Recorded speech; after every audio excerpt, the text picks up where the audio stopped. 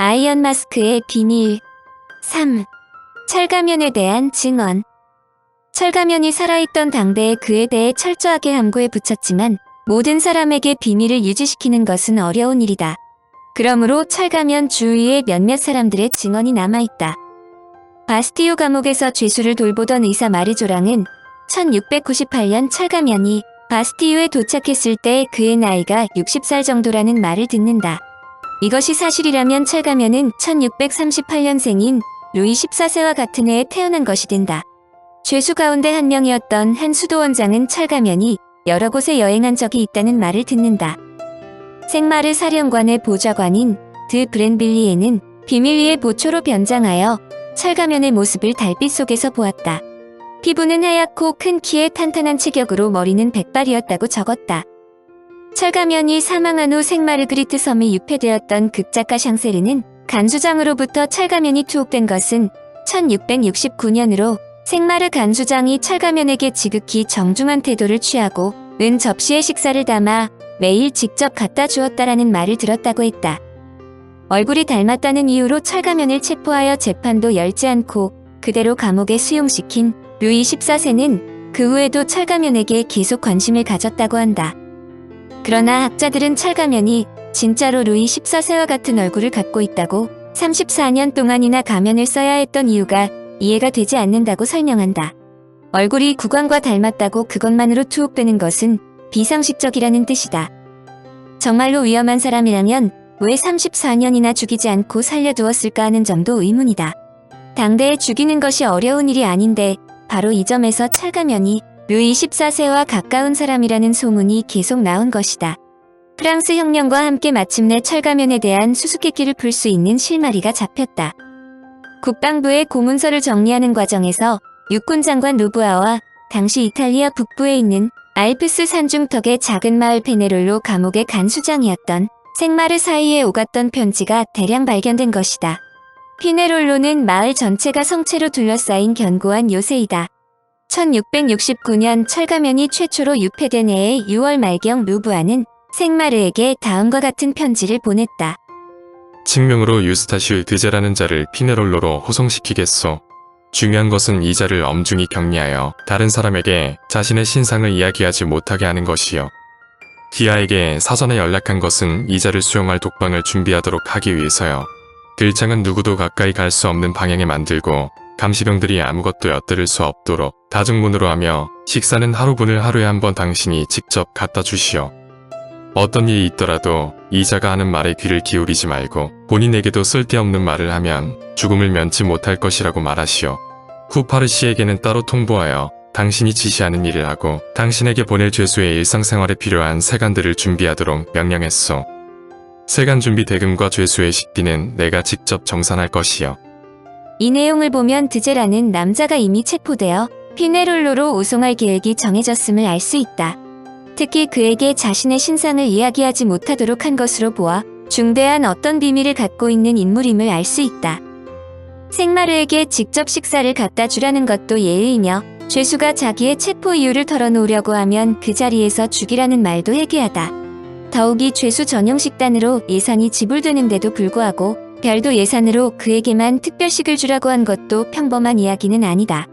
실제로 생마르는 철가면에게 직접 식사를 갖다 주었고 그를 왕족처럼 우대했다. 생마르는 1669년부터 매주 육군 장관인 루브아에게 보고서를 보냈다.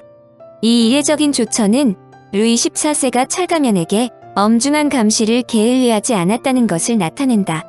수천 통에 달할 것으로 예상되는 편지 대부분은 루이 14세의 명령에 따라 처분되었지만 사라지지 않은 편지 100여 통이 발견되었다는 것이다. 드제는 1987년 지중해 남부의 생마르그리트 섬으로 이송되었고 이때도 생마르 간수장이 동행했다. 생마르그리트 섬에는 12개의 간방과 수비대를 수용하는 커다란 건물이 있었는데도 드제를 위해 특별 간방을 만들었다. 생마르그리트 섬의 생활은 피네롤로와 다른 점이 없었다. 그에게 파격적인 예산이 배정되었고 경비는 엄중했다. 1698년 생마르가 간수로서는 최고위인 바스티유 감옥 사령관으로 발령나자 철가면도 바스티유로 이송된다. 이 당시 생마르는 생마르그리트 섬에 근무했던 부관은 물론 말단 간수까지 한 명도 남김없이 모두 바스티유로 데리고 갔다. 프랑스의 사학자 바이언 박사는 당시 바스티유 감옥의 죄수들과 관련된 자료를 조사한 결과 철가면 즉 드제는 이탈리아의 에르콜레 마티올리 백작이라고 주장했다. 그는 1640년에 태어난 만토바 공국의 재상이다. 프랑스는 1632년 피네롤로로 불리는 토지를 구입했다. 그리고 약 30년 후 루이는 만토바 공국 내 토리노 근방의 카살레 지역을 이탈리아 북부 점령을 위한 요충지로 생각하여 만토바 공작으로부터 카살레 지역을 넘겨받는 조건으로 엄청난 금화를 약속했다. 만토바 공국의 재정적으로 매우 궁핍한 상태로 무엇이라도 처분해야 할 형편이었다. 교섭은 비밀 위에 이루어졌다. 프랑스와 스페인과의 관계가 악화되었기 때문이다. 당시 만토바 공국의 주위에는 스페인 사람들이 많았다. 루이 14세의 제안에 선뜻 응낙하지 못한 공작은 루이 14세와의 협의를 위해 자신의 신복 마티올리 백작을 프랑스로 보냈다. 루이 14세는 백작에게 많은 금은 보화를 내밀었지만 애국심이 투철했던 백작이 그 모든 제안을 거절하고 비밀 교섭을 스페인에게 누설했다. 이 때문에 거래가 깨졌다. 루이 14세는 격분했지만 마티올리가 이탈리아 영내에 있는 한 손을 쓸 수가 없었다. 그러자 왕은 마티올리에게 화를 내지 않고 거래를 종결짓는다는 명목으로 그를 피네롤로로 불렀다. 그가 프랑스 영지인 피네롤로로 들어서는 순간 체포되어 감옥에 갇히게 된다. 마티올리는 단순한 행방불명으로 처리되었고 국사했다. 앞에서 바스티유 감옥의 에티엔 드 조카는 철가면을 마르셀이라고 호칭했다. 한편 죄수는 마르시올리라는 이름으로 매장되었다.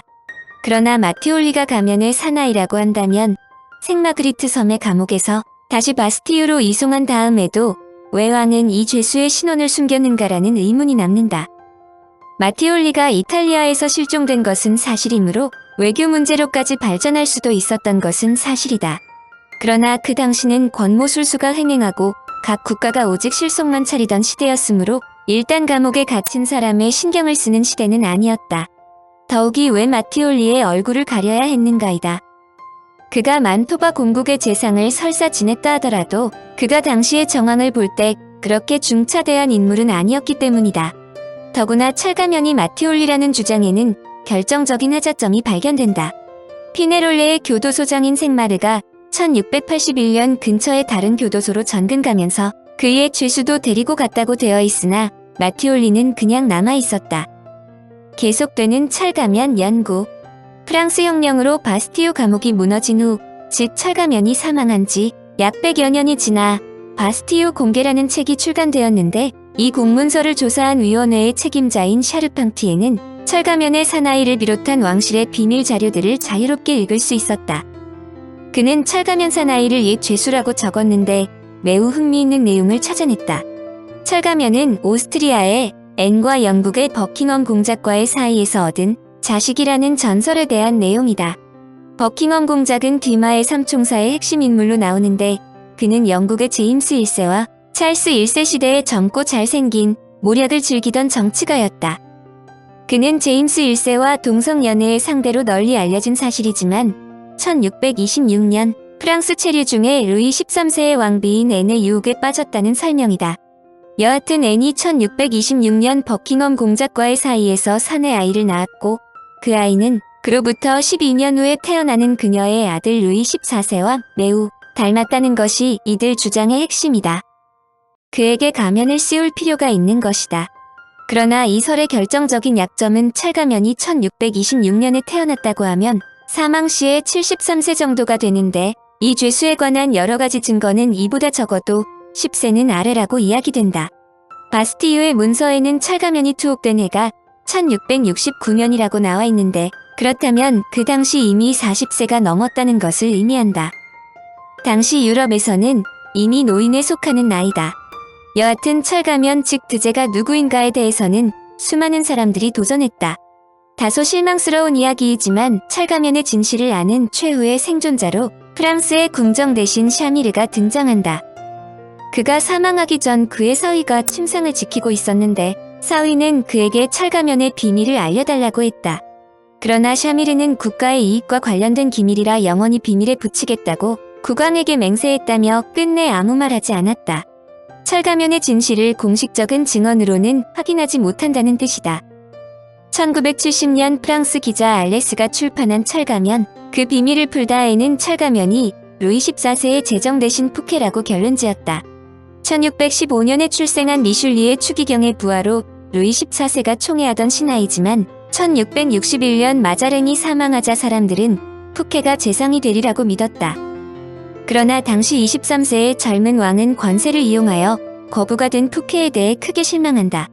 왕은 사업가의 아들 장 바프티스트 콜베르를 푸케의 부관으로 임명하는데 그는 푸케가 매일 오후 왕에게 보고하는 재무상의 숫자가 엉터리임을 알아내고 왕에게 밀고한다. 푸케는 공금 횡령 혐의로 체포되었는데 루이 14세는 그를 사형에 처할 것을 주장하였지만 법원에서는 그에게 종신형을 선고했다. 그가 복역한 곳은 피네롤로의 감옥으로 삼총사의 주인공인 달타냥이 실제로 푸케를 감옥으로 호송했다. 루이 14세는 감옥에 있는 그에게 자결할 것을 명했고 얼마 후 푸케는 사망했다. 그의 사망 연도는 1680년 3월인데 알레스 기자는 이때 사망한 사람은 푸케가 아니라 그의 하인이었고 그는 가면을 쓴 채 일생을 살았다는 것이다. 그런데 만약 철가면이 정말 푸케라면 1703년 사망할 당시 그는 백발 노인이어야 하는데 철가면은 사망할 때 중년이었다. 철가면에 대한 전설이 워낙 널리 퍼지자 루이 15세와 루이 16세 모두 철가면에 대해 조사할 것을 명령했다. 하지만 조사 결과는 밝혀지지 않았고 루이 16세는 철가면에 대한 비밀을 영원히 지켜야 한다고만 말했다. 철가면에 대한 비밀이 아직까지 알려지지 않은 이유이다.